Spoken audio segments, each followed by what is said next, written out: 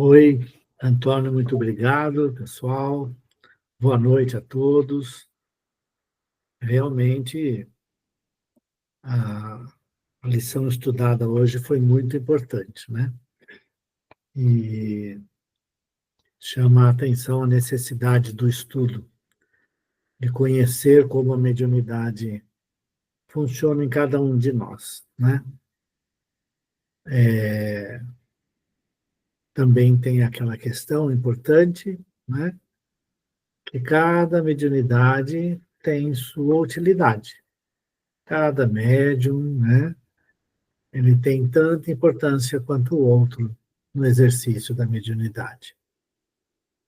E esse é um dos pontos mais importantes que eu vejo, porque a mediunidade deve ser exercida sempre num grupo harmonioso, né? Então, quando nós temos um grupo de segunda-feira, de terça, de quarta de manhã, dois à noite, um de quinta, né, e depois o de sexta, são pessoas, espíritos, né, encarnados, e os outros espíritos livres, né, desencarnados, que estão ali harmonicamente. Então, a harmonização dentro de um dos grupos é uma coisa absolutamente natural para que a mediunidade se faça presente. E o grupo de segunda-feira não tem maior importância do que o grupo de quarta, nem esse de quarta tem mais importância que no grupo de quinta, e assim por diante. Todos os grupos, numa casa espírita, desenvolvem o trabalho de acordo com o que a equipe espiritual consegue utilizar de melhor em cada companheiro, companheira do grupo. E se nós pensarmos na casa como um todo, a harmonia que só vem quando nós trabalhamos, né, os conceitos, né, estudados hoje, de respeito, de atenção, tudo isso que foi comentado hoje, né, no dia a dia, ou seja, colocar o Evangelho de Jesus na prática mediúnica, né, ela se faz presente na casa espírita. E toda casa se harmoniza, se cada um de nós, né, nos harmonizarmos entre si. Muito bem. Nós estamos estudando um assunto que é importante, né, que fala sobre os perigos, né, da. Deixa eu tirar um som aqui.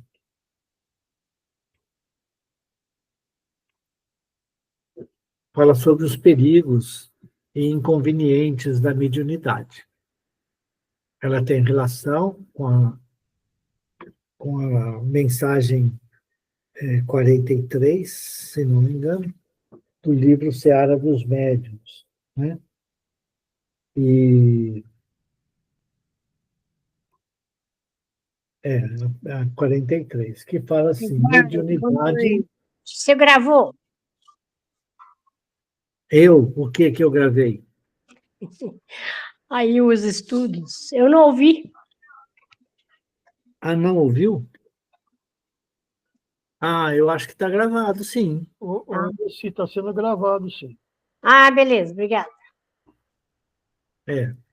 Muito bem. Então, na 43, o Emmanuel aborda a mediunidade e a alienação mental, né? Ou processos de loucura, possíveis processos de loucura causados pela mediunidade. E aí ele se reporta ao item 221, né, no Livro dos Médiuns, no seu parágrafo 5º. E aí nós estamos estudando o capítulo, né, que trata disso. O capítulo é o capítulo 18 do Livro dos Médiuns, né, que trata sobre os perigos e inconvenientes da mediunidade. Ok? E nós paramos na pergunta terceira do item 221. Daqui a pouco a gente vai acabar chegando no item, né, 5, na pergunta número 5. Ok? Esse capítulo é um capítulo pequeno, ele tem os itens 221 e 222. A próxima lição do livro Seara dos Médiuns trata da questão 223, então é na sequência, vai no capítulo que nós já estudamos, que é da formação dos médiuns, só que aí ele se reporta ao parágrafo 10. Então nós vamos discutir isso um pouco mais para frente. Então nós paramos na pergunta número 3 deste capítulo. E aí eu vou pedir, a Elisete está aí? Estou sim, Eduardo. Você pode ler para mim? Vamos lá. Do ponto de vista higiênico, o exercício da mediunidade pode ter inconvenientes em si mesmo, excluindo os seus casos de abuso? Há casos em que é prudente e necessário mesmo a abstenção ou pelo menos o exercício moderado. Vai depender do estado físico e moral do médium. Aliás, o médium o sente geralmente, e quando isso acontece, deve abster-se. Muito bem. Primeiro, né, vem uma questão que a gente pode ficar intrigado, né? Quando a gente fala de higiene, né, o que nós estamos falando? Da higiene é da limpeza, né? A limpeza do corpo, e a gente pode também falar da higiene da mente, né? Então, nós estamos trabalhando os aspectos positivos daquele que deixa a nossa mente mais leve, mais livre, né? E aqui ele fala assim: pode o exercício da mediunidade ter, do ponto de vista higiênico, né, algum problema, né, algum inconveniente? E aí a resposta, obviamente, não trata da forma como nós entendemos a palavra higiene, né? Mas, de qualquer forma, a resposta dos espíritos, né, e na verdade é de um espírito em especial, né, ele diz que em determinadas questões ou em determinados momentos, sim, é melhor, né, que a pessoa, o médium, se abstenha da prática mediúnica. Então, ele é muito claro nessa direção. Então, existe algum inconveniente em praticá-la?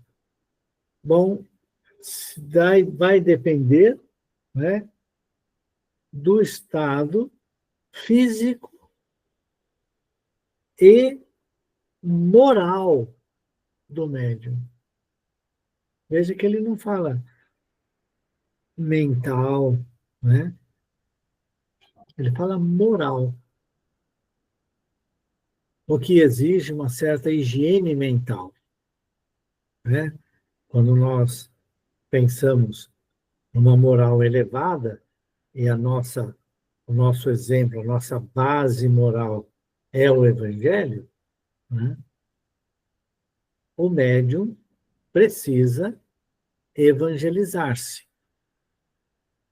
É fundamental que ele faça esse exercício, né, de moralização do seu ser, né? Ele precisa se melhorar. E se ele não está bem, se ele está num estado mental, né, por exemplo, de cólera, num estado mental, né, muito negativo, por qualquer que seja aquilo que possa ter acontecido a ele, né, aí é melhor se abster. O Alexandre, no estudo anterior, lembrou a questão, né, de sermos todos médiuns, né, em qualquer situação. E os espíritos nos influenciam.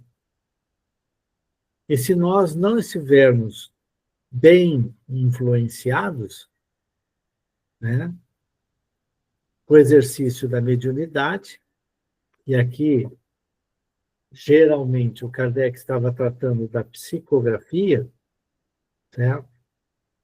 Ele diz, é melhor não praticá-lo.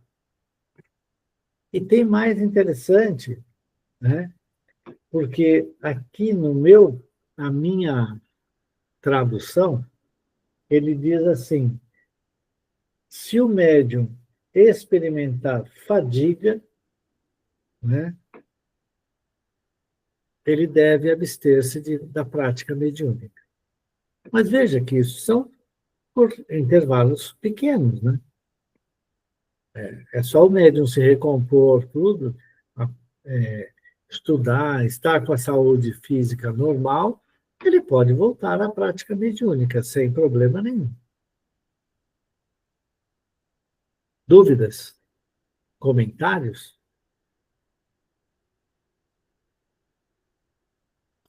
Muito bem. Então, vamos para a quarta pergunta. Haverá pessoas para quem esse exercício seja mais inconveniente do que para outras? Eu já disse que isso depende do estado físico e moral do médium. Há pessoas que devem evitar qualquer causa de superexcitação e o exercício da mediunidade é uma delas. Itens 188 e 194. Isso. A gente já... Eu vou sugerir que a gente vá para esses itens 188 e 194. Mas eu queria, antes, fazer este comentário. Às vezes, você tem pessoas, né, que são, né, férteis na imaginação, né, e qualquer coisa que possa excitá-las mentalmente, né, pode desencadear problemas. E a própria mediunidade ficará menos controlada, vamos dizer assim.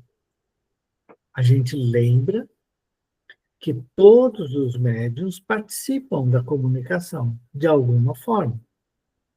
Alguns mais do que outros. Alguns que praticamente interferem, colocando a sua condição, né, pessoal na prática mediúnica. Tem muito mais do que a gente chama de animismo, né, do que mediunismo, ou seja, realmente um espírito se comunicando ali. E é por isso que ele fala aqui, né, que determinadas pessoas seria prudente, né, não desenvolver a mediunidade. Bom,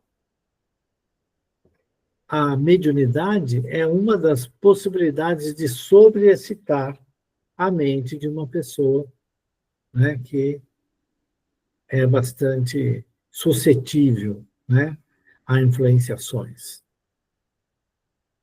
a criar coisas na própria cabeça.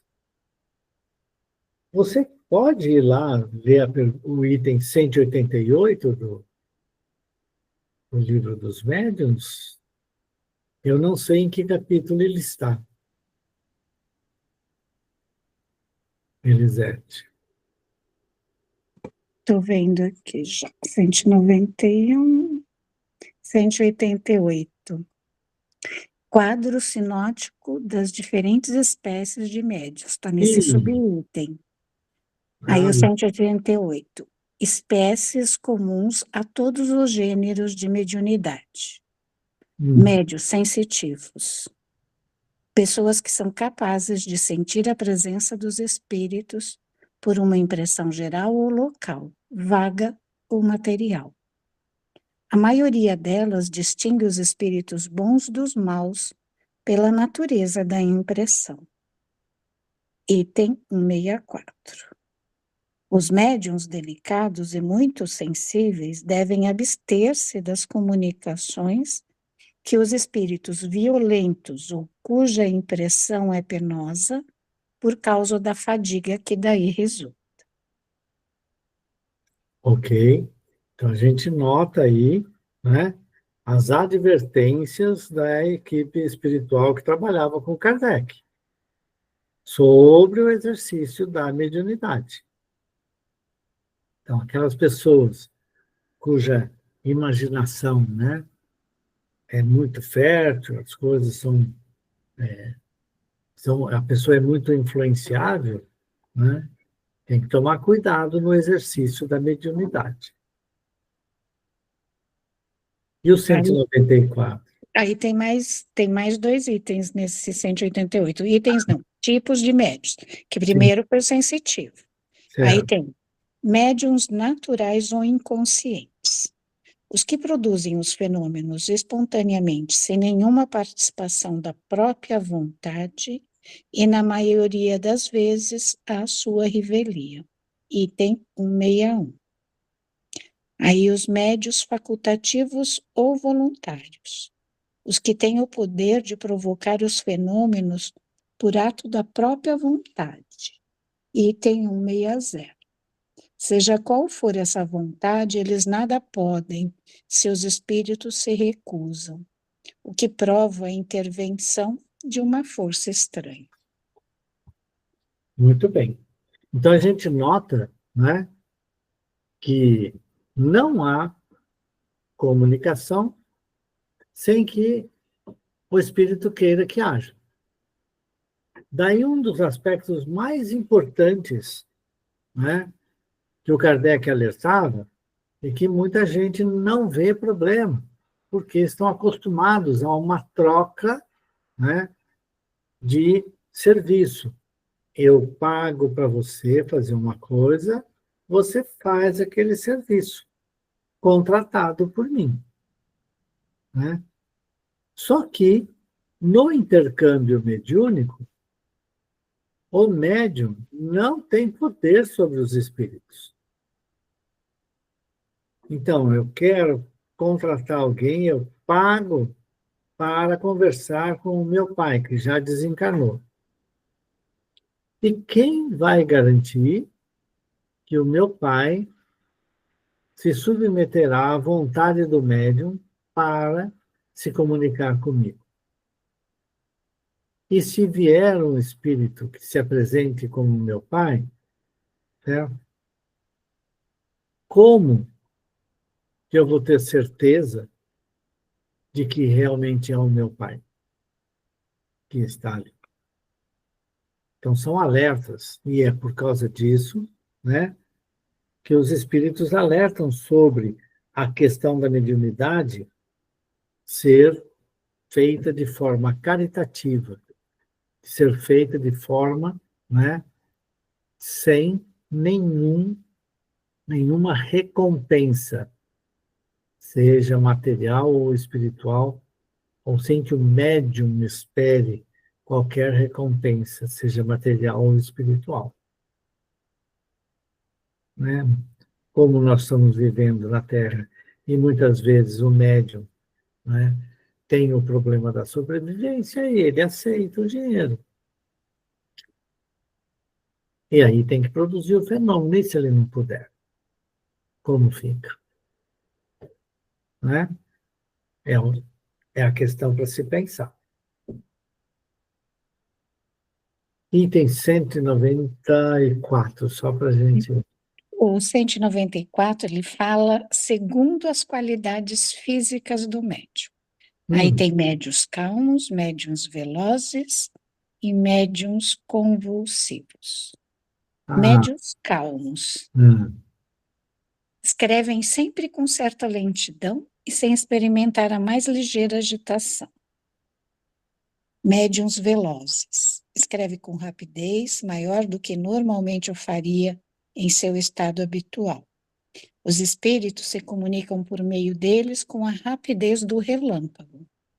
Dir-se-ia haver neles uma superabundância de fluido que lhes permite identificação instantânea com o espírito. Esta qualidade apresenta, às vezes, o inconveniente de tornar-se muito difícil a leitura da mensagem, salvo se for lida pelo próprio médium, em virtude da rapidez com que foi obtida. É muito fatigante, porque o médico gasta muito fluido inutilmente. Médios convulsivos. Ficam no estado de superexcitação quase febril. A mão e algumas vezes todo o corpo se agitam num tremor que não conseguem dominar. A causa primeira desse fato está sem dúvida no organismo, mas também depende muito da natureza dos espíritos que por ele se comunicam. Os espíritos bons e benevolentes produzem sempre uma impressão suave e agradável. Os maus, ao contrário, uma impressão penosa. Só muito raramente esses médiuns devem servir-se de sua faculdade mediúnica, pois o uso muito frequente dela lhes poderia afetar o sistema nervoso. Capítulo Identidade dos Espíritos, distinção entre os espíritos bons e maus. E esses itens estão no capítulo 16, Médiuns Especiais. Muito bem. Muito obrigado, José. Então, a gente nota aí, né, que se nós tivermos, né, médiuns nessas condições, esses que eles chamam de médiuns convulsivos, ele sugere que essas pessoas não exerçam a mediunidade ou devem trabalhar dentro de si, certo? Para conseguir controlar o fenômeno mediúnico e não ser controlado por eles, né? Então, essa agitação toda, todos esses aspectos podem ser contornados quando o médium faz um exercício de renovação espiritual. Renovação nos pensamentos, renovação nos sentimentos e nas ações. Então, pode acontecer, né, de que uma pessoa que tem a mente sobrexcitada, ao contato com o espírito no fenômeno mediúnico, ficar ruim? É possível. E eles falam aqui, é melhor, né, que esse tipo de coisa não ocorra. Certo? Comentários, pessoal? Muito que bem. Então, aqui chega, né, a pergunta número 5, que o Emmanuel trata lá no livro Seara dos Médiuns, né, do capítulo 43, lá, né, que é sobre a loucura. Então, vamos lá. Só um comentário, né? Para quem tiver interesse no estudo, nós temos feito o estudo do livro No Mundo Maior, do André Luiz, pela mediunidade do Chico Xavier, que ocorre todos os domingos à noite, das 20 às 21 horas.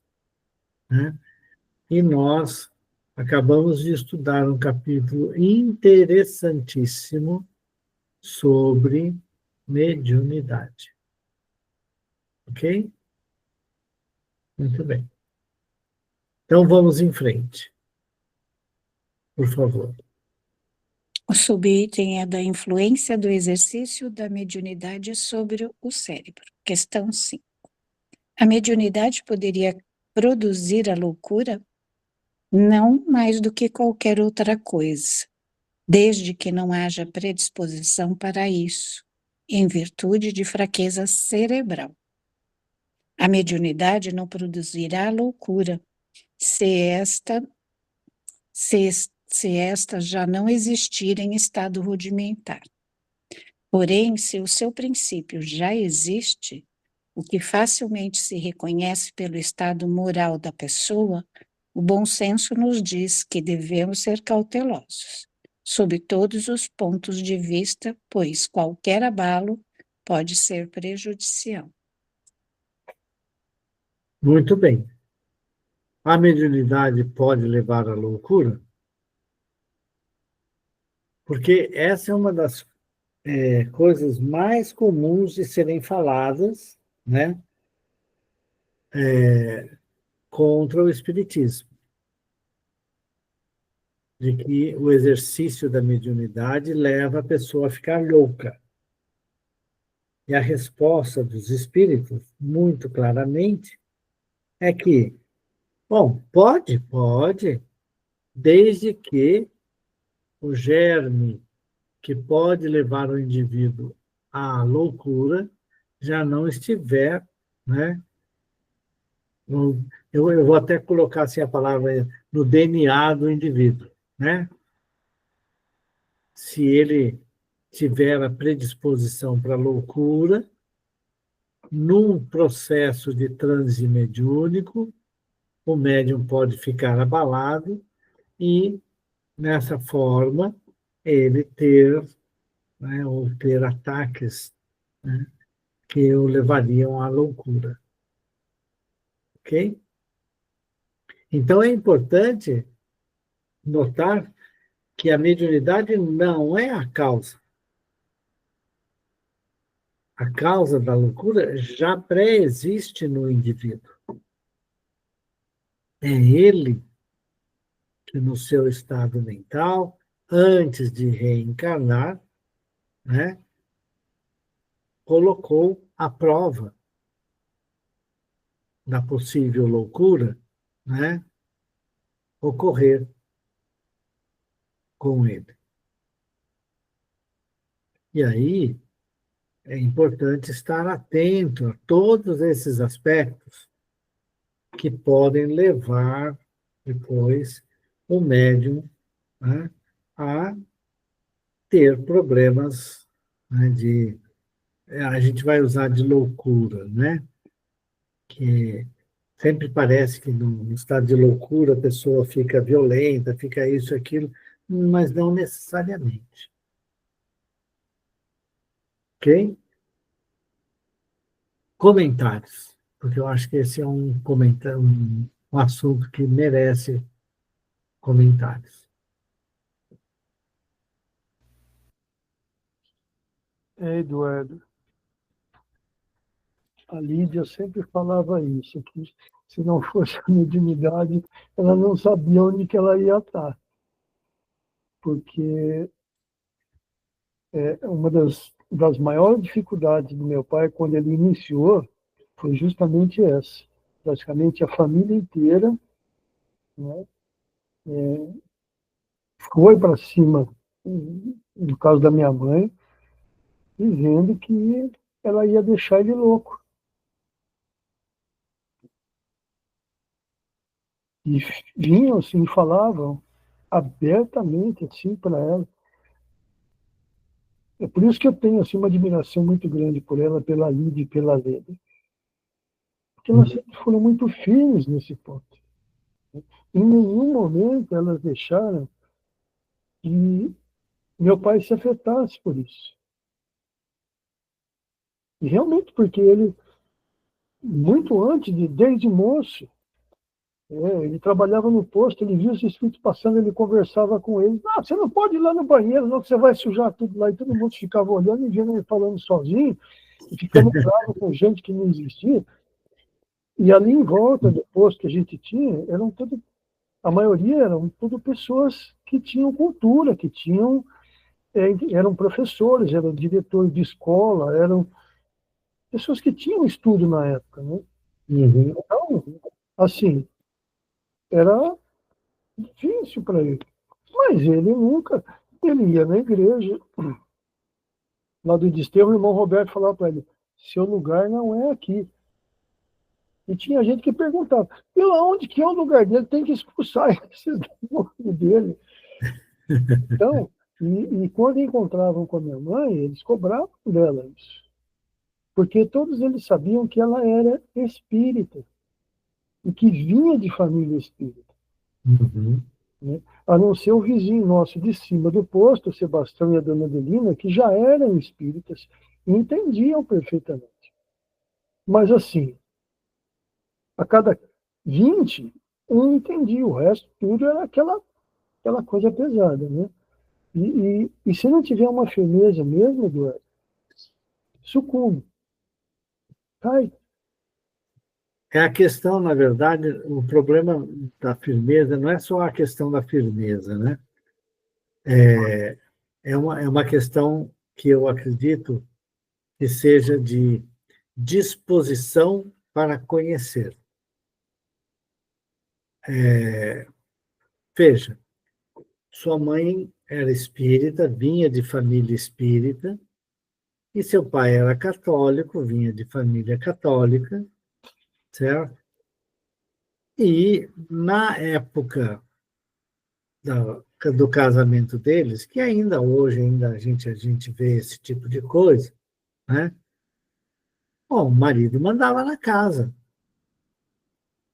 né?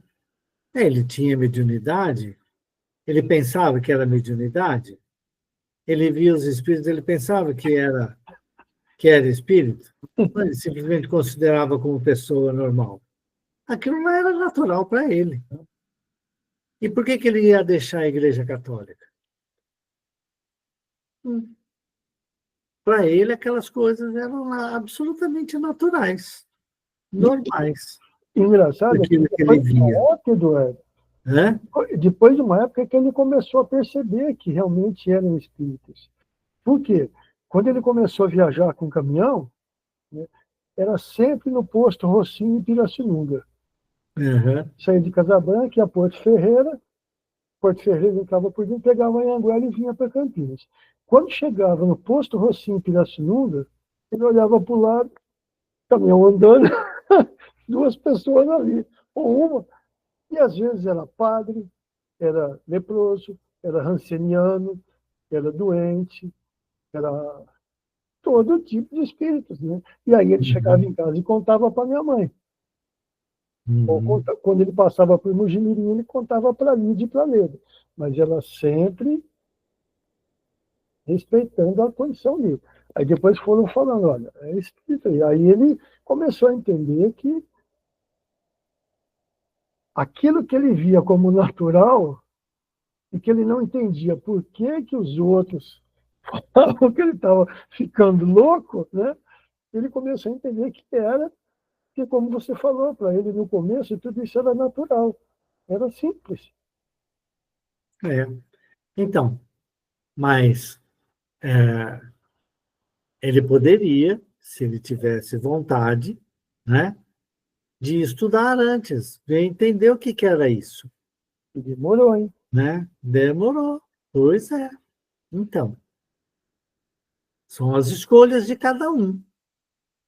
Não é? É verdade. Seu pai escolheu, né, ir pela dor durante um bocado de tempo, até ele entender, certo, a questão e começar, então, a fazer o trabalho dele, né, de médium mesmo, dentro de um centro espírita.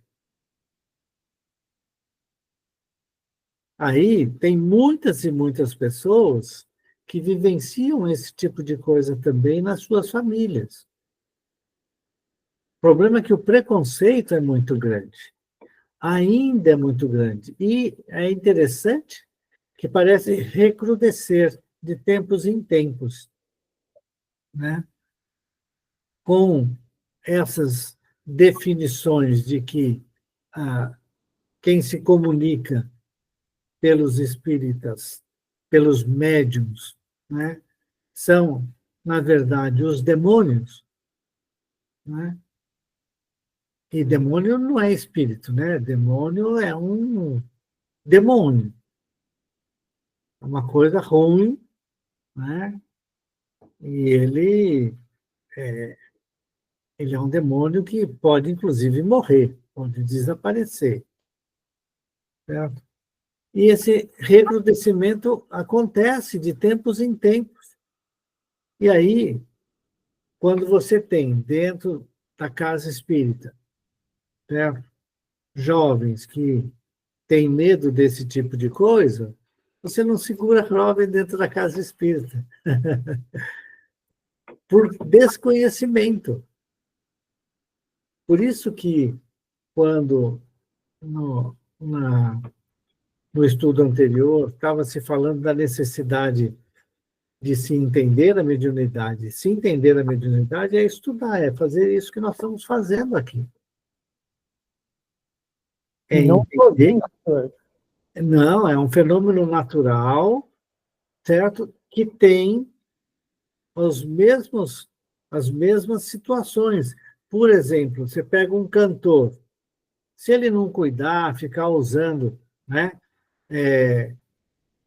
bebidas geladas logo após de uma audição, ou qualquer coisa assim, se ele não cuidar da saúde do corpo físico, ele vai deixar de ser cantor, ele corre riscos. E quando o médium não estuda, né, se deixa levar, né, ele vai ter problemas. E ele está falando aqui, olha, precisa tomar cuidado. Se a pessoa tiver o germe da loucura, né, e isso acontece com muitas pessoas, que elas vêm com predisposição à loucura. Por quê? Por causa dos seus débitos anteriores e por causa da sua condição de ter passado por um sofrimento muito intenso, né? Seja causado por eles, seja causado por outros sobre ele, né? Sair da casinha é uma coisa simples. E o fenômeno mediúnico, na troca que existe entre o médium e o espírito comunicante, certo? Pode levar a uma sobrecitação mental do médium e desencadear problemas, né, que são tratados como loucura. Então, é importante a gente perceber, existe perigo? Existe perigo. Aí você controla. O médium precisa trabalhar mediunicamente. Bom, se ele não estiver bem fisicamente e moralmente, como disse o espírito aqui, é melhor ele não exercer a mediunidade. Pelo menos por um tempo. Até ele estudar, conhecer um pouco mais e poder fazer a sua parte.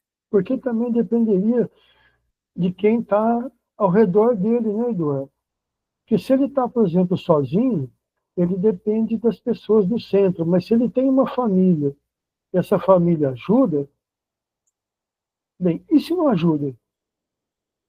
Não, pois é. Se a família conta, você está ficando louco. Leva para o psiquiatra.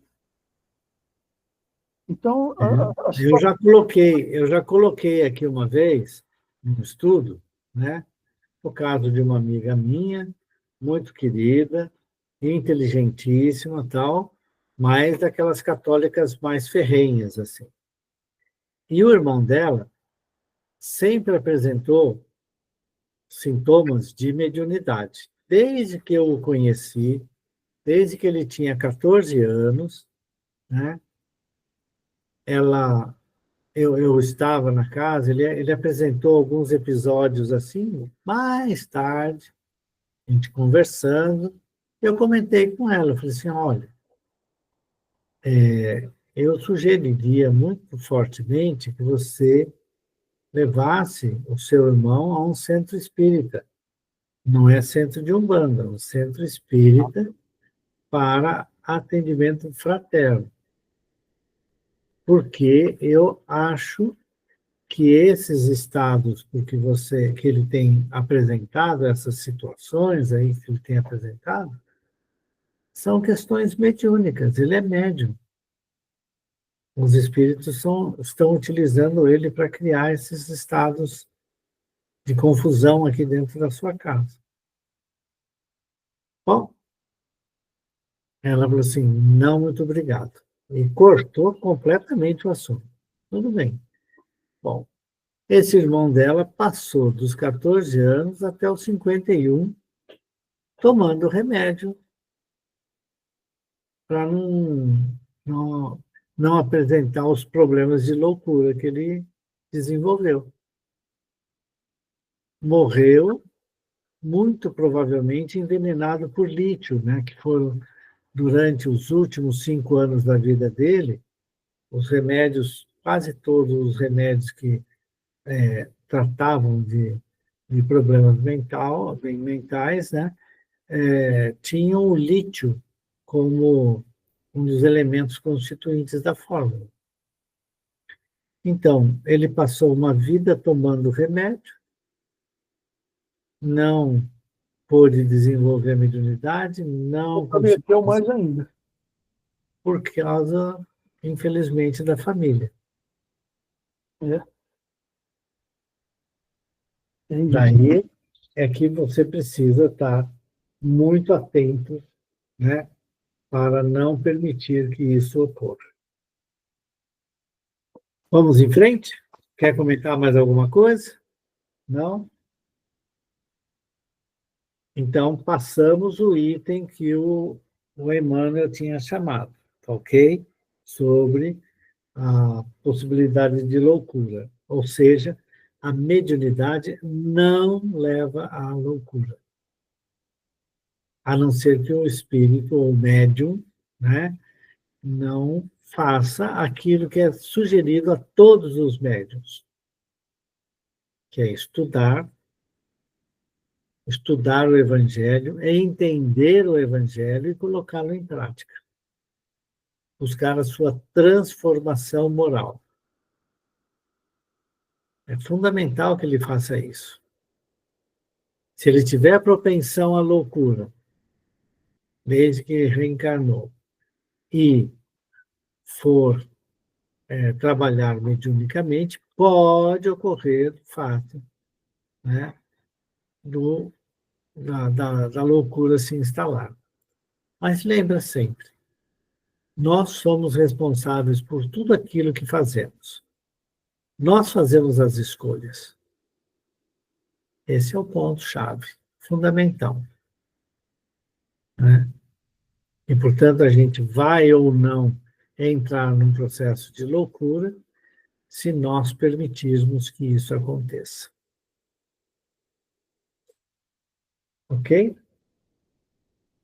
Então, vamos em frente? Influência do exercício da mediunidade sobre as crianças. Questão 6. Será inconveniente desenvolver-se a mediunidade nas crianças? Certamente. E sustento mesmo que seria muito perigoso, visto que esses organismos débeis e delicados sofreriam fortes abalos e as imaginações infantis excessiva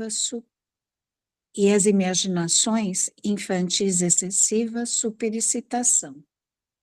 Assim, os pais prudentes devem afastá-las dessas ideias ou, pelo menos, só lhes falar do assunto do ponto de vista das consequências morais. Vejam só. Né? Existem crianças que são médiums? E aí? Existem ou não?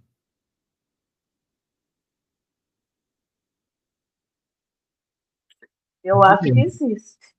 Aham. Por que você acha que existe?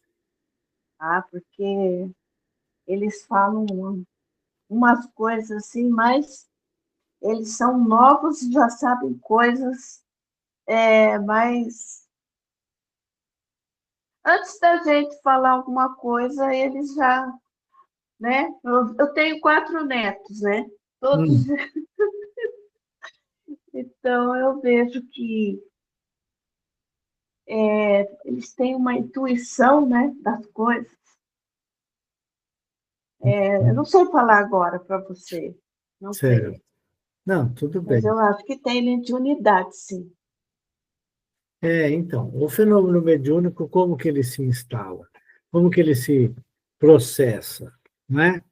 É uma troca fluídica entre o médium, né, e o espírito comunicante. E, não sei se vocês lembram, nas questões aí que a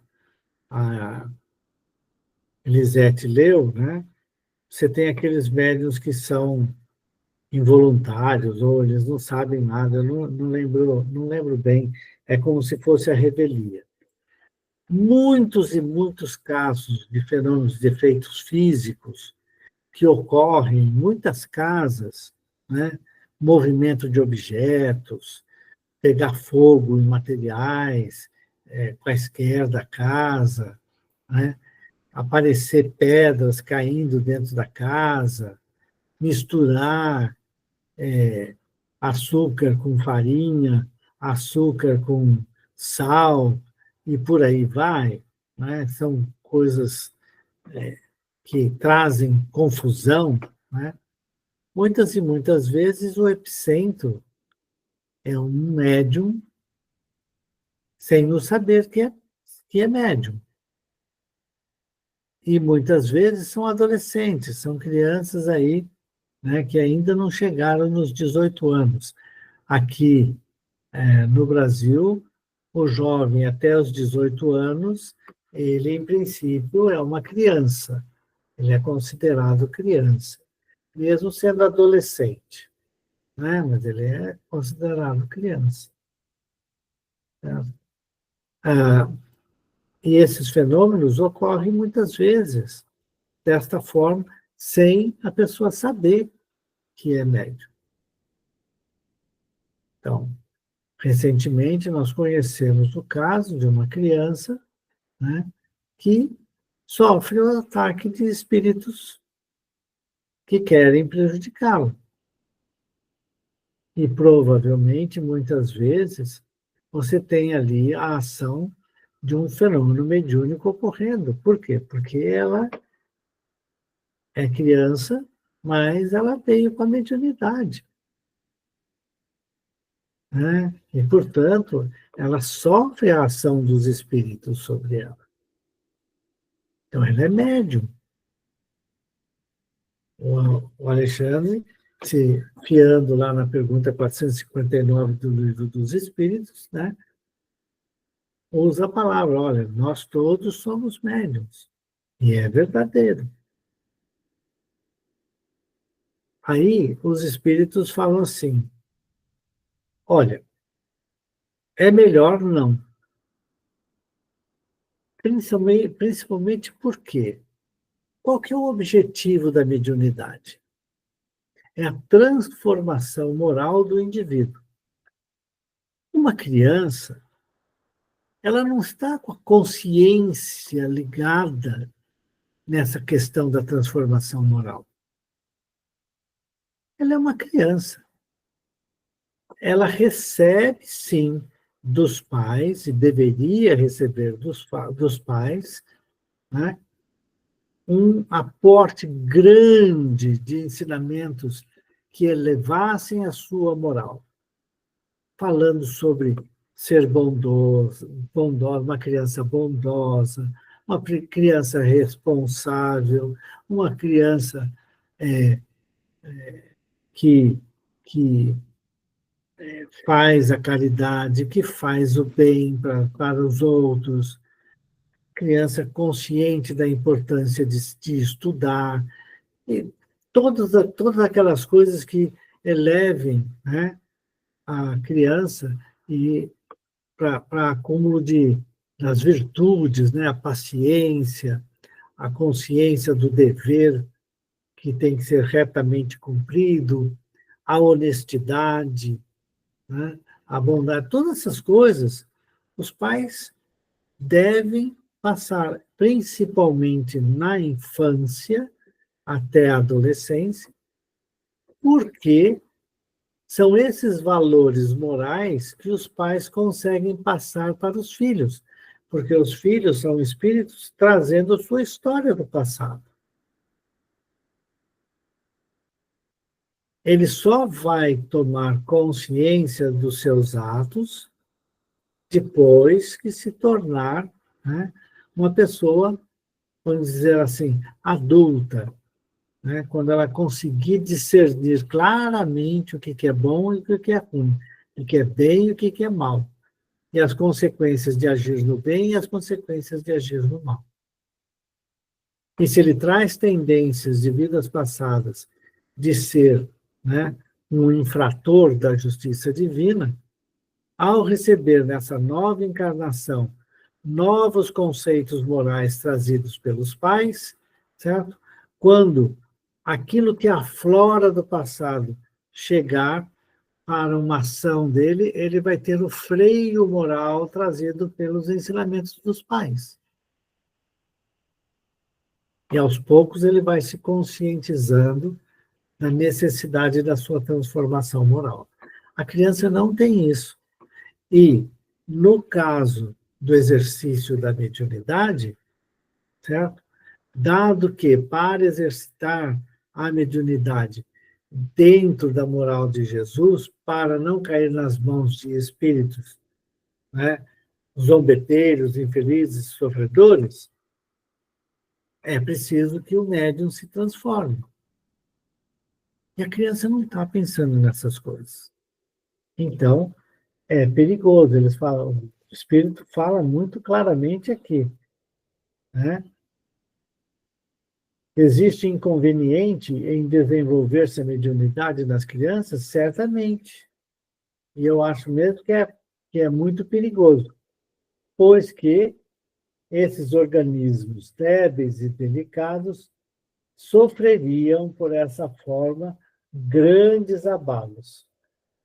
E as respectivas imaginações, né, seriam excessivas sobre a excitação. Então, é muito importante a gente entender. Se possível, a mediunidade só deve ser desenvolvida quando a pessoa tiver consciência clara da sua mediunidade e da sua necessidade de transformar-se moralmente. Só que na questão logo em seguida, que é a questão 7, né, ele vai falar sobre que existem crianças que parecem ser médiums.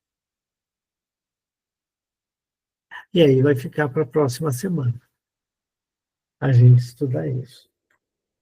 Comentários? Não fiquem bravos comigo. Falei demais hoje. Eu estou que nem o Alexandre que falou que hoje eu estou falante, ele falou, né? Então, hoje eu falei demais. Desculpem. Alguém quer fazer algum comentário antes do encerramento do nosso estudo? Não? Muito que bem. Eu sei que a Cecília não foi no trabalho hoje porque ela estava com um problema familiar. Mas será que ela veio no estudo?